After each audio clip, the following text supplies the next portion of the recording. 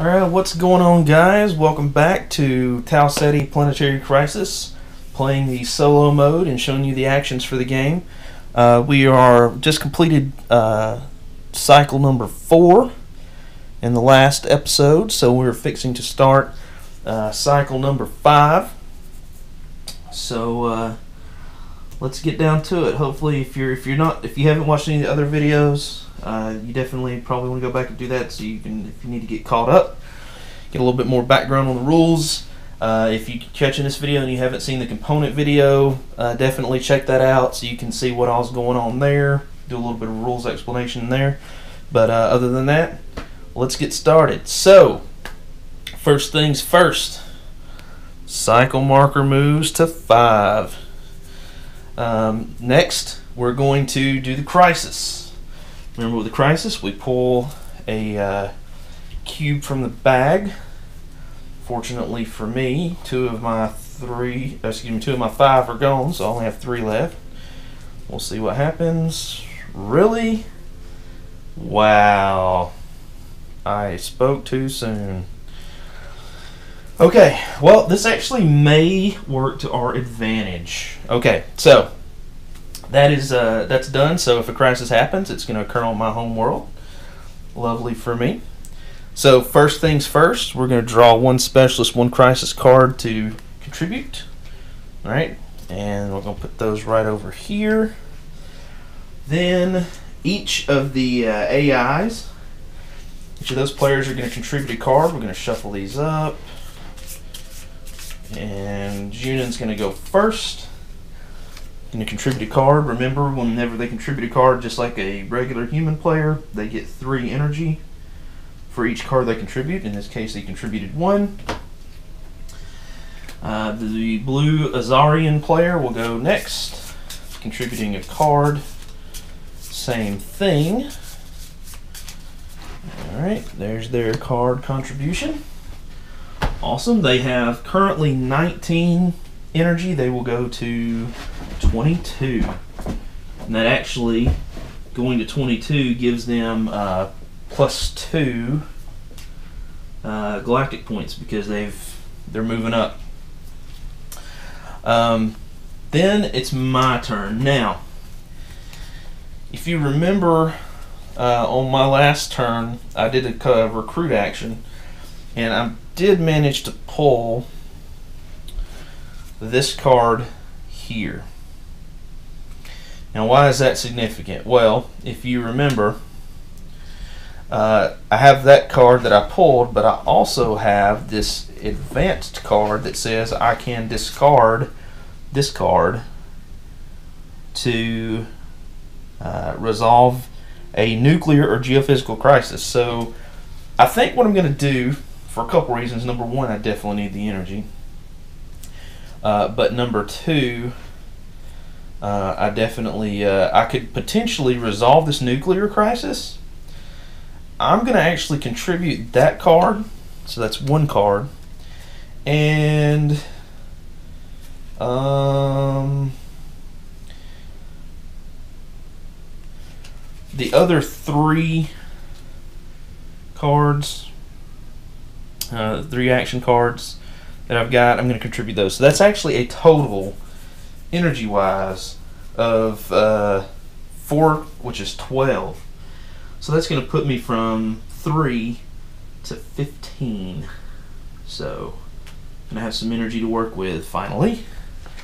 And then I'm going to put another 2 cards here to the side. So now we're going to shuffle these up. Make sure I don't know who had what. It's not such a big deal in the AI because it doesn't really matter. But if in a multiplayer game, you definitely would want to do that shuffling. So let's take a look at what we've got. So crisis-wise, we have 2 crises. All right. There's the 2 crises. In terms of specialist, well, let's not do specialist next. Here, oh goodness, I dropped the card.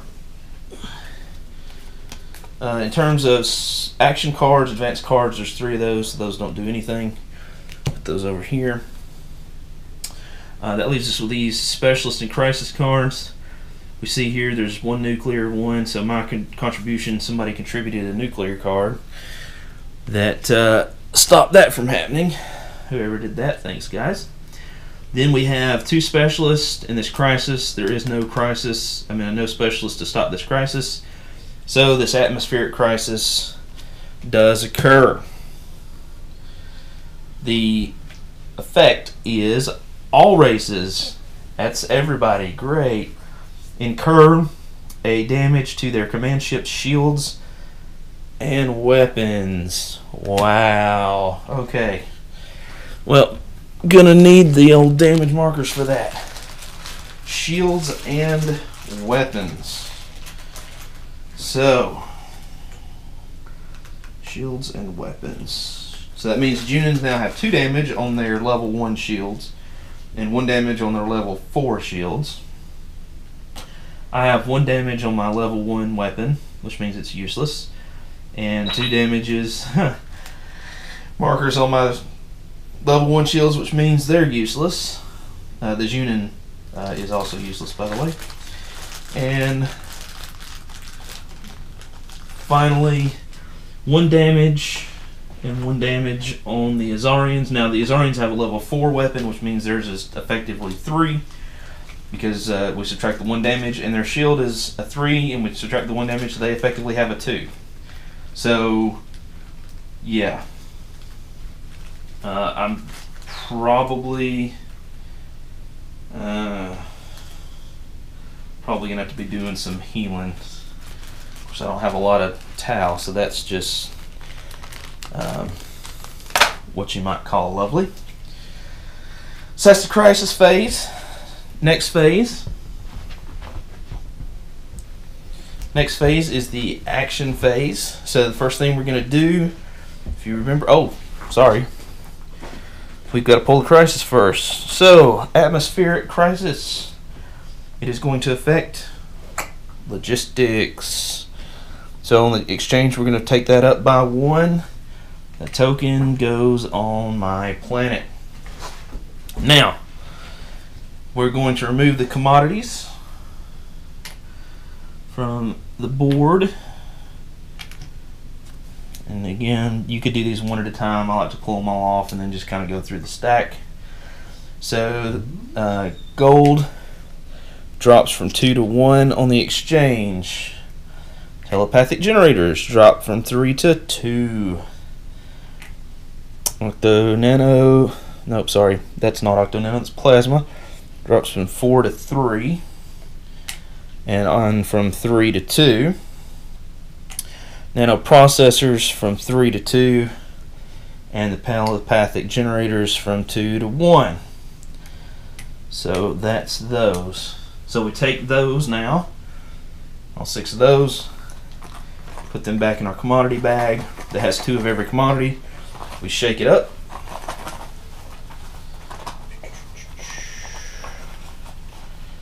And we pull out random commodities for each homeworld.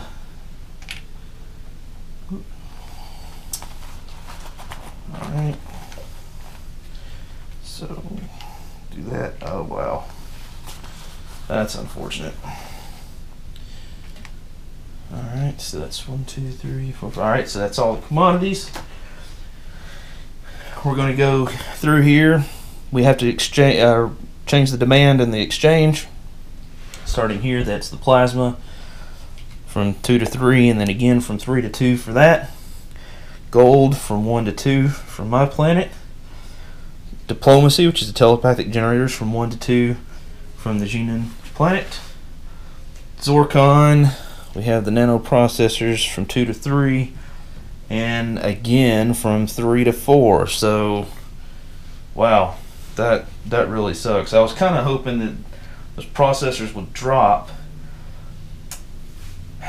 so I could potentially buy them to finish my objective card, but at this point, wow, with a massive amount of Tau that I don't have, I don't know if that's really going to help me. Unfortunate, but It is what it is. We look on the planet. I have gold. Unfortunately for me, I already have 4, so I cannot gain any more. So nothing happens with that. That is the completion of the crisis phase. Now, under normal circumstances, you'll have cabinet cards. Remember that will go to the players if you're playing a multiplayer game and not solo. We don't not use those in solo. So the next person, next first player would be the president and hand those out. In solo, we're going to take all of my actions first. Okay. Well, I think the first action that I'm going to take, and it's going to cost me a little bit. Geophysical. Yeah. It's going to cost me a little bit, but I'm going to do it because I have a cube here, right? Because remember, with these cubes, once I have 2 of them, and I can get 2, 3, or 4. Does get anything for 5? Let me look. I can't remember.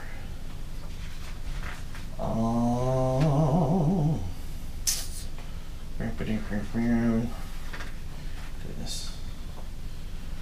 You know how, like, yeah, up to 4, right? Oh, I messed up. I should have had, gosh, for the last 2 turns, I should have had 10 points to begin with. Wow, okay. So, if you look in the book, the rule book, beginning of the action phase, oh my, okay, good. Whew, that was close. Beginning of the oh, that's not where I was at. It was right here. Beginning of the action phase, if I have cubes on my planet, I get resource points, okay, to apply to my tower energy. Now I've actually done that at least twice. I can't remember, and I've had 1 cube each time, so that's a total of 10 twice. That's 20 points. So, wow, okay. This is going to actually be much better than I thought. So I'm going to go ahead and like retcon that. I'm going to put them all in Tau because I have plenty of energy. So now my Tau is at 22. Wow, I cannot believe I forgot that. I apologize, guys. So, yeah, I'm definitely going to build. So the first thing I do when I build is I move my materials marker to the left. Okay. Then I'm going to multiply that number by 2, and that's how much it's going to cost to build the orbital. That number is 3 on my materials marker, times 2 is 6. I'm going to go from 29 to 23. I'm going to take one of my orbitals and put it here. This cube is going to go to my home planet. So what that means now is the beginning of the next turn, I am going to be able to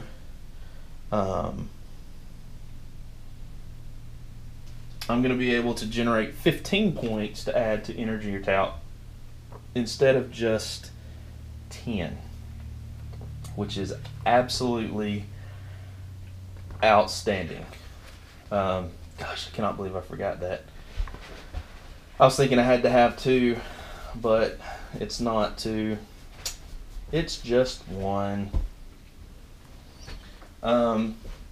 Next thing I'm going to do is I'm going to take a repair action because my ship is oh, sorry. There we go, mark that. My ship is pretty jacked up. So my repair, it cost me 1 energy. I'm going from 15 to 14. Now, because I am not on a planet, for each point that I repair, it's going to cost me 2 Tau instead of 1. I have currently 1 point in weapons, 2 points of damage in shields, and another point in propulsion. So we're just going to go ahead and clean all those up. So that's 4 damage total. Multiplied by 2 is 8. So I'm going to go from 23 Tau down to 15 Tau. But all of my damage is gone. I now have a shield and a weapon. So if I do happen to run into some marauders or something like that, now I at least have a chance. Oh goodness. I haven't talked about these yet, but there's also these green crystals. It's one of the advanced rules. You can actually, if you use the advanced rule, which I'll leave you to find on your own in the rule book, you can use that advanced rule and actually move that around to other people's planets, and that's going to cost them some points at the end of the game. So it's pretty cool. So that's the repair action. What next?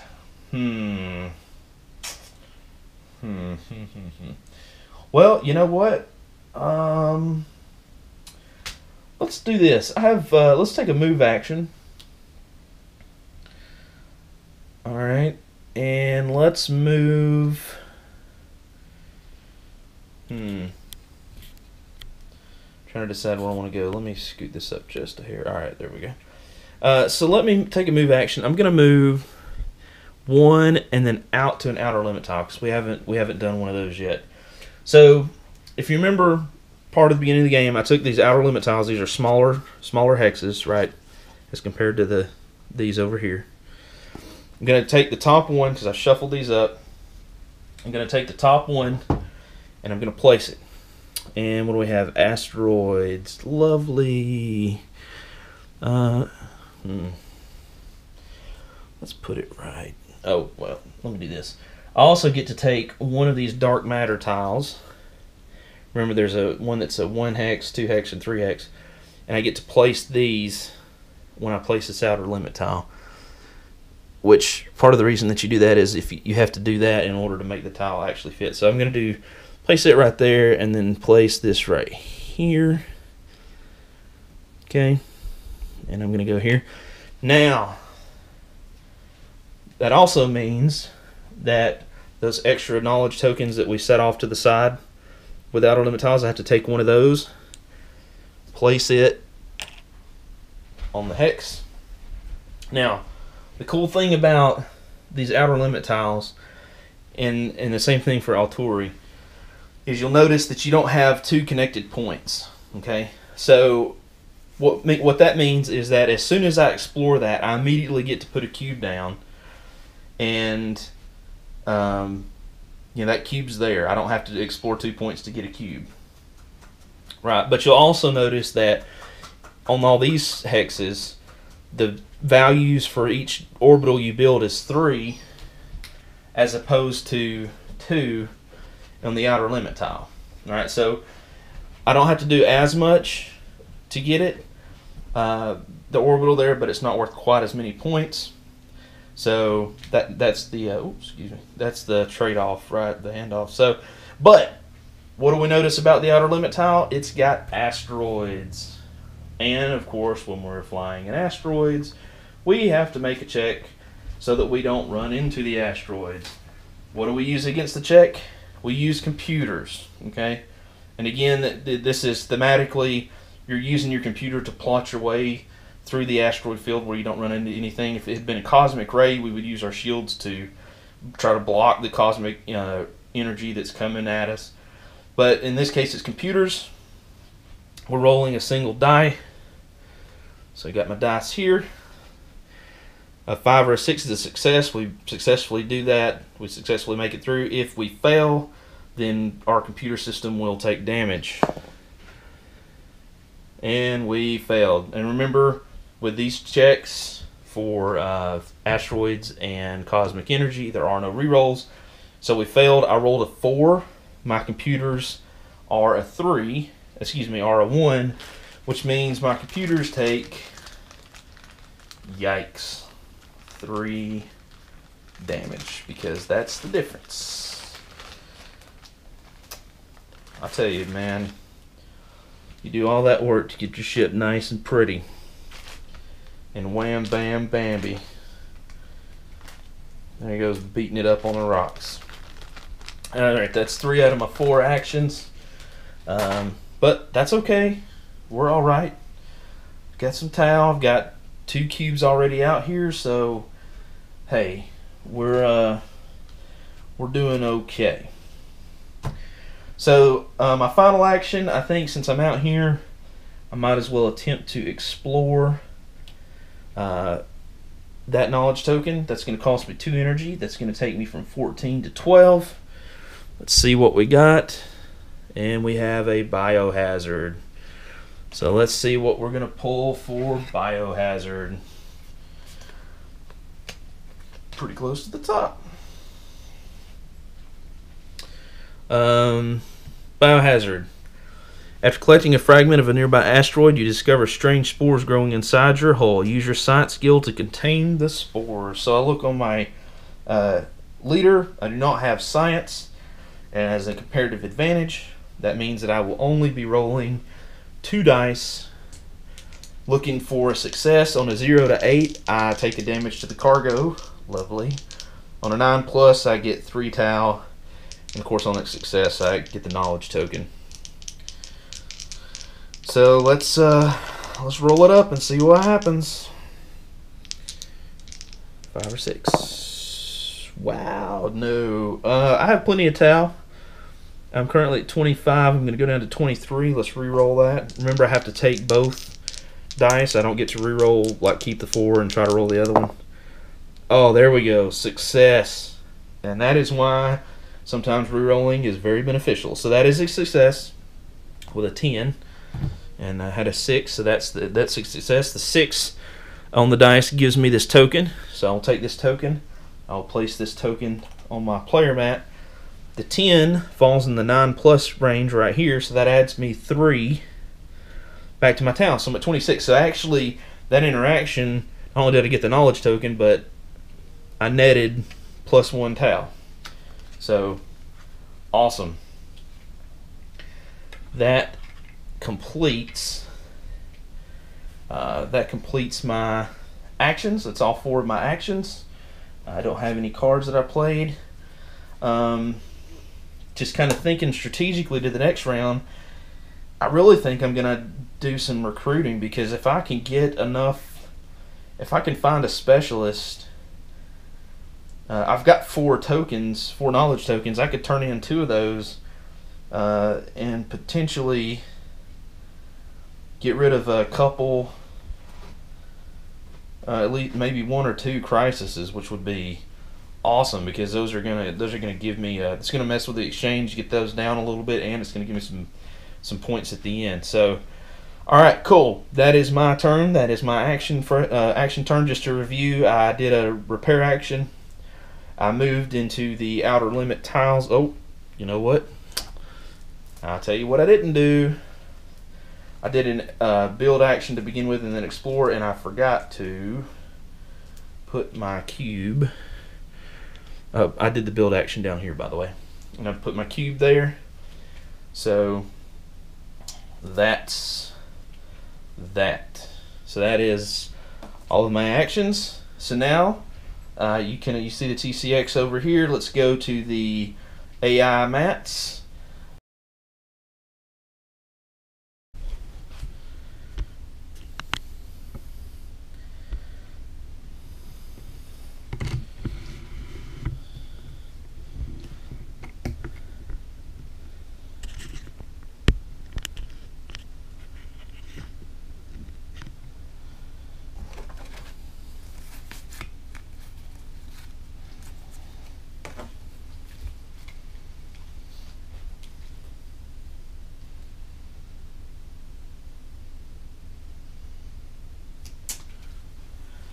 Alright guys, we're over here. We're going to work on the AI actions. Remember, I just took all my actions, so now it's the AI's turn to take their actions. We're going to start with the Junin. Shuffle these up, and I've got the Junin starting first. So let's take a look at his card. I know that's hard to see, but I'm just going to put it down here. So again, we've used actions in the right hand column. So we're going to roll a die. Just roll it down here, and we'll see. No, we're not. So normally we would roll, and we would say, okay, which one of these do we do? we're looking over here at the Junin, you can see they got some problems. They don't, their ship's busted all to pieces. They can't pay anything to repair. They can't upgrade. They can't recruit. So in this case, and this was in a thread, a forum that I asked on BGG. In this case, I think the appropriate thing to do is, because at this point, if we don't go ahead and roll on this chart, right on the column, because they can't do any of the actions down there, then they'll never do anything for the rest of the game, and that's not the way that mechanic is intended. So because they can't perform any of those actions, because they have no Tau, we're actually going to roll on this column and see what they get. There's a 4 in 6 chance that they will get some money, and in that case, I'm going to assume that we would attempt the actions, and if we can't complete the actions, and we can't complete the actions, that we roll up here, and then the beginning of the next turn, then they can start making some repairs and eventually get to the point where they're doing their normal actions. So let's roll this and see what we picked. Number 4. Wow, it would be the one thing that sucks for them. It's the one thing that they can't do anything with, but we'll take a look at it. First is recruit. They can't pay to recruit, so nothing happens. Explore. They could explore, so put that right here. Remember, exploration, we're looking on this card over here, the AI card. The AI card for exploration says pay cost, which would be an energy, which they do have. So the explore action for them costs 1 energy, so it's going to take them from 17 to 16. Then place the AI ship in the lowest sector number with unexplored tokens and perform an exploration. They're already there. And then check to see if they can complete any, resolve any crises, which they will not be able to do because we've already looked at their cards and they didn't take a recruit action last turn. So let's roll a die again.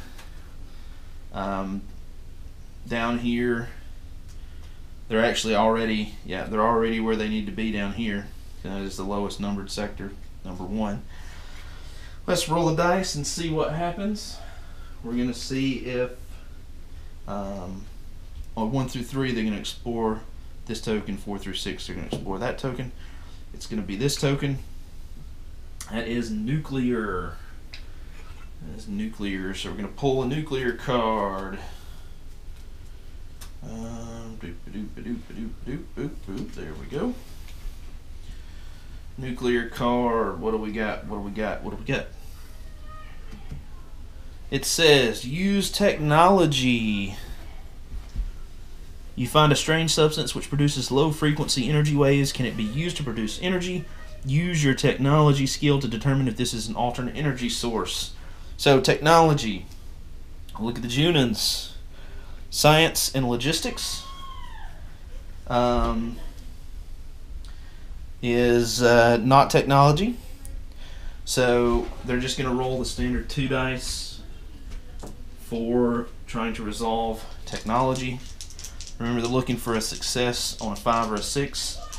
If they manage to roll a 9, they'll get +2 energy. Otherwise, they'll get -2 energy. So let's see what happens. Oh wow.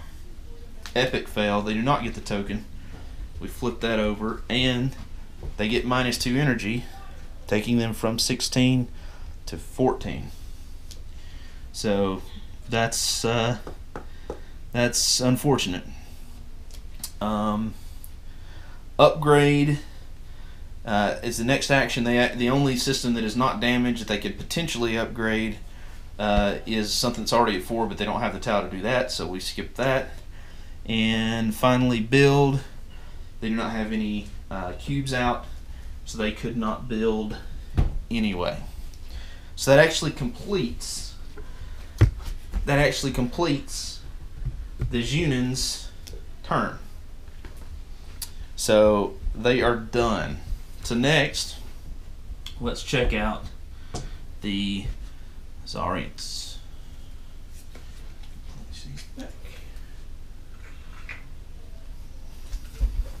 Alright. He's over here. Okie doke.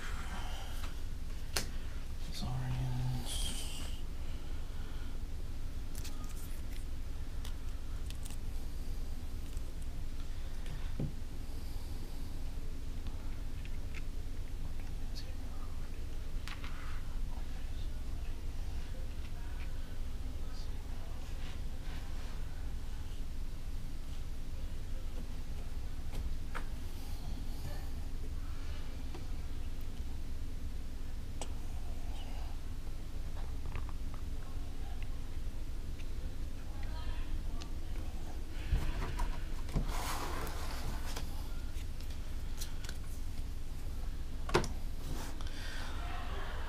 Alright guys, here we go. We've got the Azarians here. Just a note, I did not say it out loud, I apologize, but I did check the Junin.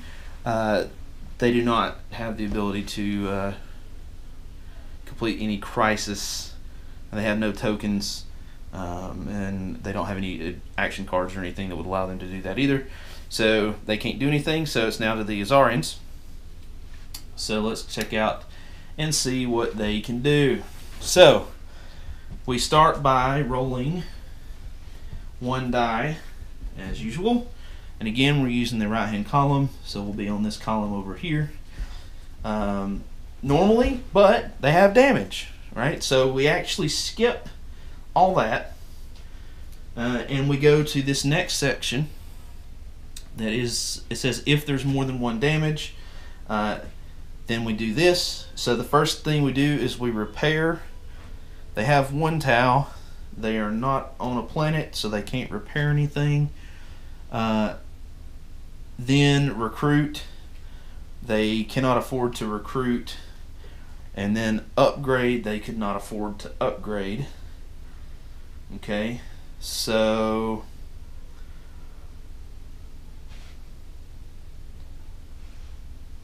yeah, so I'm going to do the same thing with them as I did with the Junins, because at this point, again, if nothing changed for the rest of the game, they would not do anything at all. So I'm going to roll. Going on this right hand column, there is a +1, a +1, and a +2, so there's a 1 in 50-50 chance they'll get something that will give them some money that they can use for the next turn. Number 6. Wow, okay, well that was the -3, so we'll put them at 2, and that will be their turn. Wow, that sucks for them. I will double check their cards to make sure, see if they can resolve any. Yeah, they don't have anything that they can resolve, so they are done. I will go back and double check. Hopefully, haven't screwed this up, but I'll go back and double check in the boards and see what we talked about. But that's how I'm going to play it for now. And if I screwed it up, I will let you know in the next episode. So that is the end of the 5th cycle's action phase. I went, the AIs went, so that completes the cycle. So next episode we'll start cycle 6 in the enlightenment phase. So thank you guys for watching. Again, this is Tau Ceti Planetary Crisis, and this is the Board Game Roamer telling you to go play more games, and we'll see you on the flip side. Thanks guys.